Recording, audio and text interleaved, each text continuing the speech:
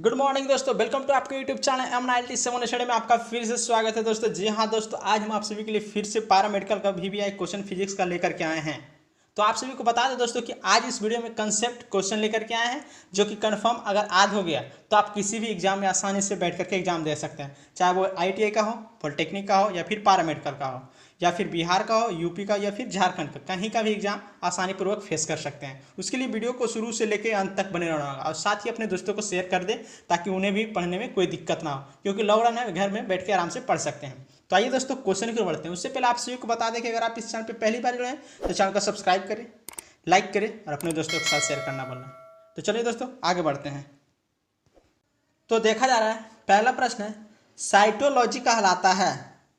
Cytology क्या कहलाता है? कोशिकाओं का अध्ययन कहलाता है। क्या कहलाता है? कोशिकाओं का अध्ययन क्या कहलाता है? साइटोलॉजी। दोस्तों आप सभी को बता दें कि वीडियो को लाइक नहीं किया तो वीडियो को लाइक कर दें। दूसरा नंबर प्रश्न है, प्रकाश संश्लेषण होता है। प्रकाश संश्लेषण किस में होता है? क्लोरोप्लास्ट में होता है। किसमें? क्लोरोप्लास्ट में प्रकाश संश्लेषण की क्रिया होती है। चलिए आगे देख लेते हैं। तीसरा नंबर प्रश्न का रहा है, ग्रीन हाउस इफेक्ट का अर्थ है। ग्रीन हाउस इफेक्ट का क्या अर्थ है? वायुमंडल में ग्रीन हाउस गैसों के कारण तापमान का बढ़ना, यही इफेक्ट का अर्थ है। चलिए आगे देख लेते हैं।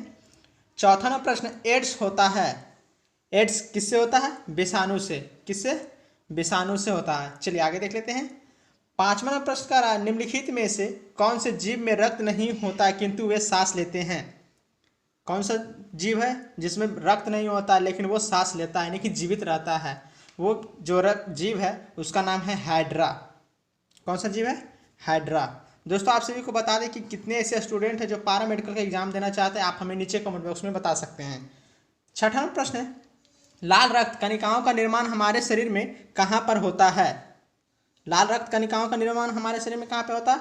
अस्थि मज्जा में होता है। याद रखिएगा, ये सब टोटल कंसेप्ट आपका क्लियर कर देगा, क्योंकि वन लाइनर क्वेश्चन आपको याद करने से आपका कंसेप्ट क्लियर हो जाएगा, ताकि एग्जाम में बैठिएगा तो आपको कंफर्म आंसर आप टिक करके आइएगा। जी हाँ। सातवां नंबर प्रश्न है, वृद्धि का हार्मोन बनाया जाता है।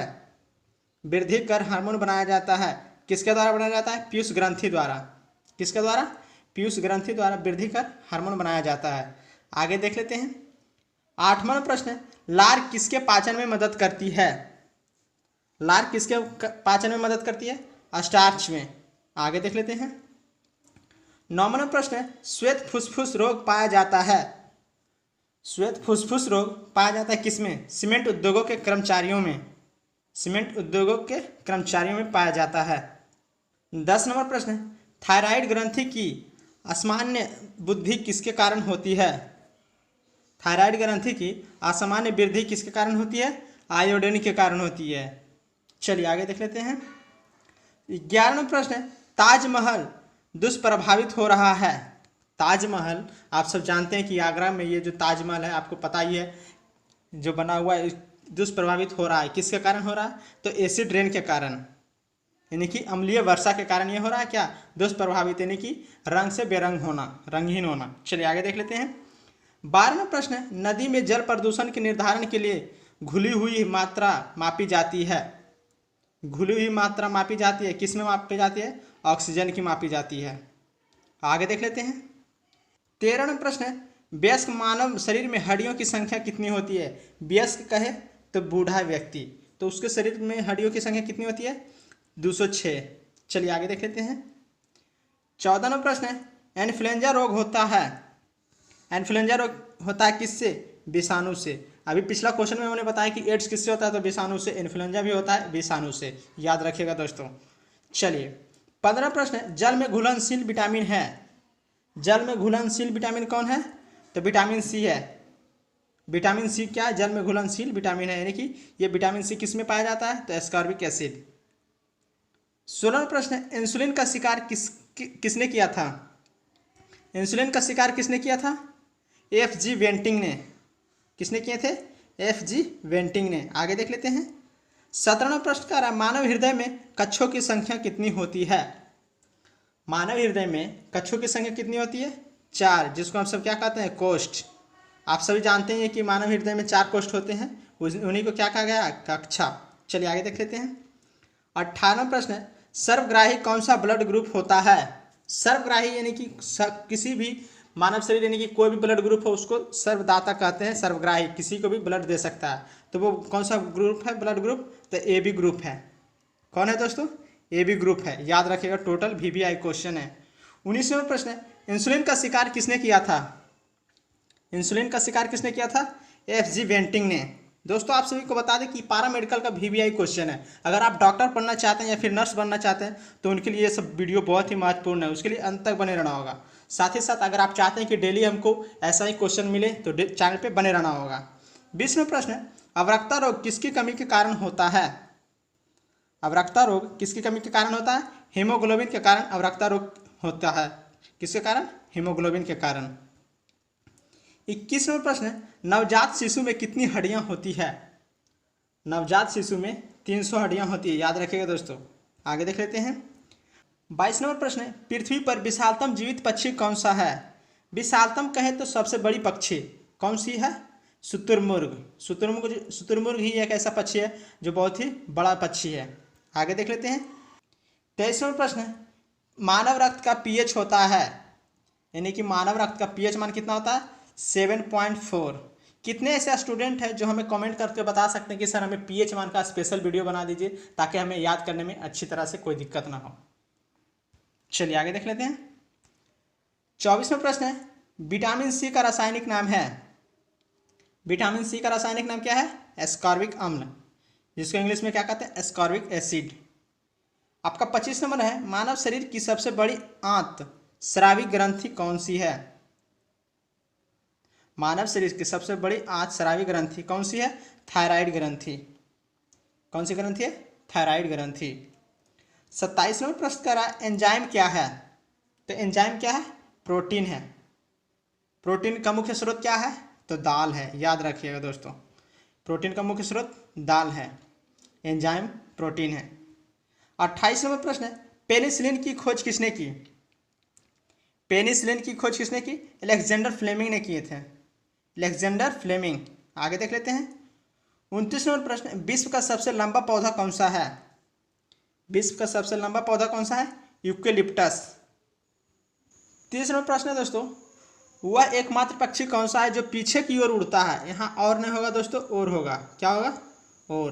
तो पीछे की ओर जो उड़ता है वह कौन सा पक्षी है? गुंजन पक्षी। आगे देख लेते हैं। 31वां प्रश्न है, फूलों के अध्ययन को क्या कहते हैं? फूलों के अध्ययन को क्या कहते हैं? एंथोलॉजी कहते हैं। फूलों के अध्ययन एंथोलॉजी।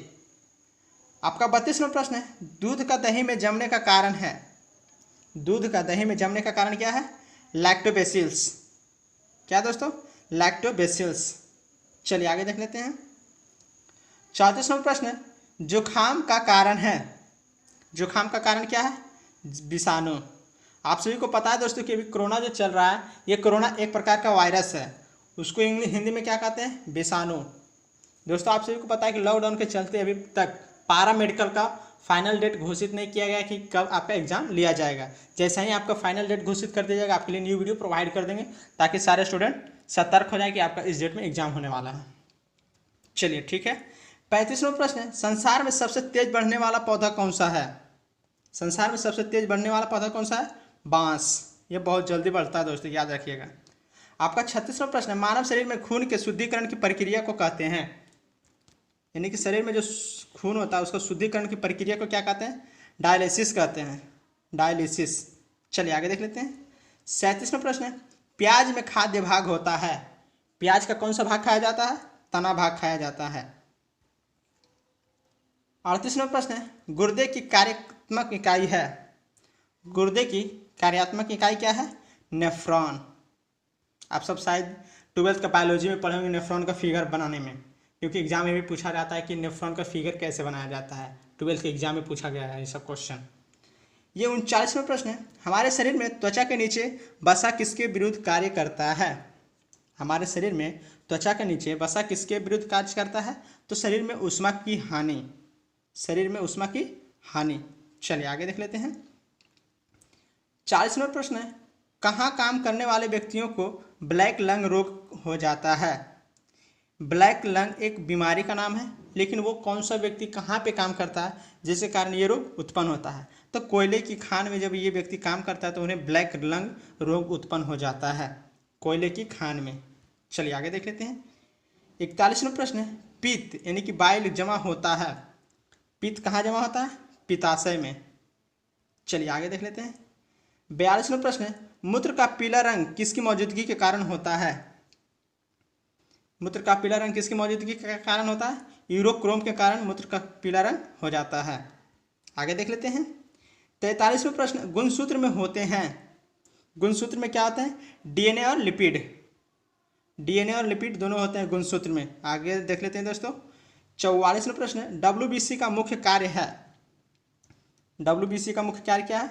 रोग प्रतिरोधक क्षमता बढ़ाना, रोग प्रतिरोधक क्षमता बढ़ाना डब्ल्यूबीसी का काम है। यानी कि डब्ल्यूबीसी का अगर फुल फॉर्म पूछा जाए तो वाइट ब्लड सेल हो जाएगा।